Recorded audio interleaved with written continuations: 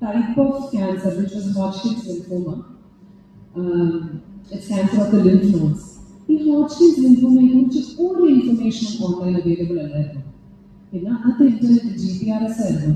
എത്ര ലോഡ് ചെയ്ത് റീലോഡ് ചെയ്താലും it takes ages for it to come. So imagine the amount of worry and the anxiety. And I know nothing about what I'm going to നേരിടും. എൻ്റെ പേരൻസിനും ഒരു idea ഇല്ല. എല്ലാവരും looking അപ്പാണ്. അപ്പോൾ എൻ്റെ ക്യാൻസറിൻ്റെ ടൈപ്പിന് തന്നെ ഒരു റിസർച്ച് സ്റ്റഡി കഴിഞ്ഞിട്ട് ഒരു ഡ്രഗ് പുറത്തേക്ക്, ഒരു പുതിയൊരു ഡ്രഗ് പുറത്തേക്ക് വരുന്നത് 40 വർഷത്തിന്റെ റിസർച്ചിന് ശേഷമാണ്.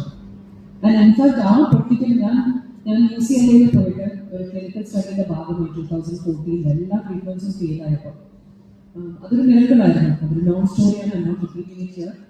ബട്ട് ആ പർട്ടിക്കുലർ ട്രീറ്റ്മെന്റ്, ആ പർട്ടിക്കുലർ ഡ്രഗ് അപ്പാരന്റ്ലി അതിന്റെ റീസർച്ച് ആദ്യമായി തുടങ്ങിയത് വർഷം 1984 ഞാൻ ജനിച്ച വർഷം.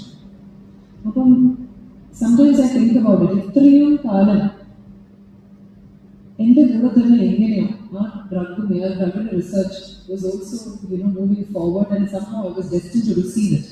ആൻഡ് ആ